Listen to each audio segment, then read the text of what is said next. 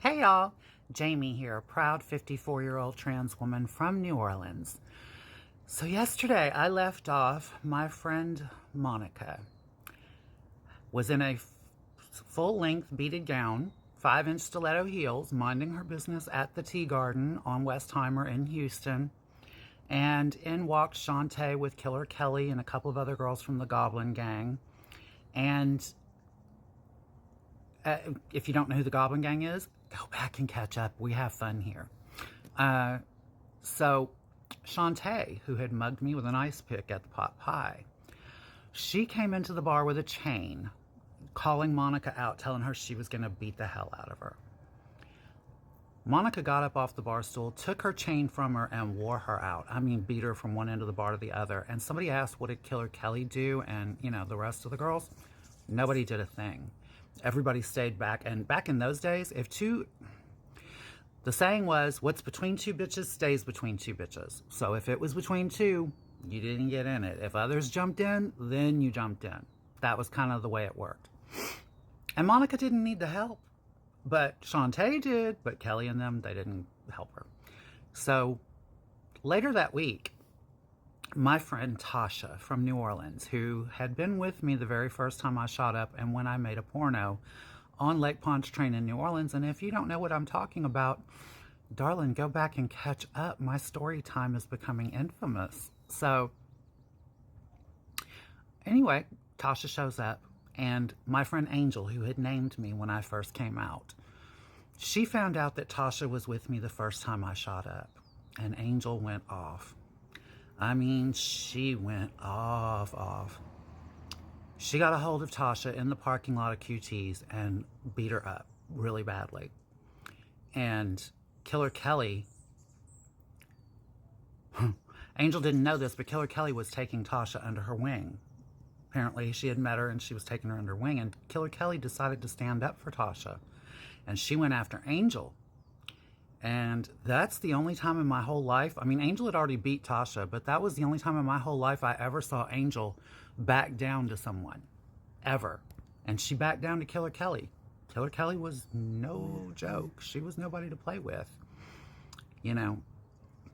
So there was another little girl that used to hang around there, and a couple of other little hustler boys that used to hang around the Tea Garden. And they were little crackheads. And you would see them, I'm calling them crackheads after my habits. Anyway, little crackheads, and they would be looking on the sidewalks for crumbs of crack on side of the bar, because people would go out there to do it outside of the bar in the alley. So they were out in the alleys looking for crumbs. Really sad. So one of these little girls was real sweet, little young thing, about our age, me and Angel and our gang, the rah-rah girls. And there was a bar on Westheimer called Michael's. And Michael's was a hustler bar, but, we would work the street in front of it. And all of a sudden, I didn't see this little girl or her friends around for a while. It was, I don't know, but it was days and days. And I had been working by Michael's. We all did. It was a very famous corner. We walked right by it all the time. And apparently, her and her friends, 7 people, had been in the bar for a whole week, dead, murdered over a drug deal gone bad.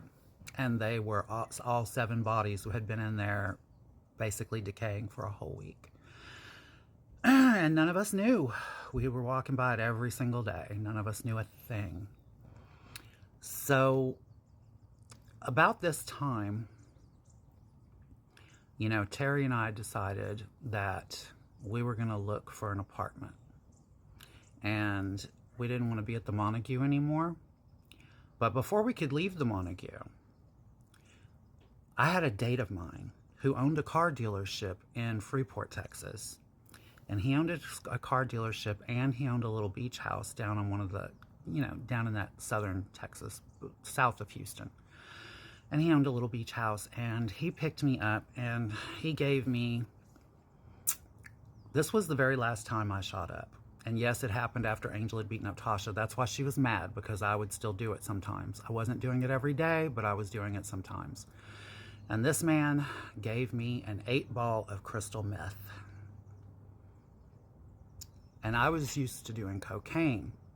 So with the 8 ball of crystal meth, I was shooting it up because I was used to shooting up cocaine with no problems. And I shot up the whole 8 ball of crystal meth within about 8 hours. If you know anything about that drug, that's a whole lot of crystal to do in 8 hours. I spent the next 4 days in my bed hallucinating, seeing smoke rising around me the entire time. And I kept just seeing smoke rising everywhere, and I was seeing things. And my friend Tracy came over and she grabbed me. Damon too, they all did. And Tracy, though, grabbed me by the back of my hair. She shoved my face in the mirror and she said, "Look at yourself. You are fucking killing yourself. You're gonna die if you keep this up." And if y'all want to know what happened next, y'all know the routine. Be here tomorrow and I will too. And I love you all for watching. I love you for the comments. Thank you, and I'll talk to you later. Bye-bye.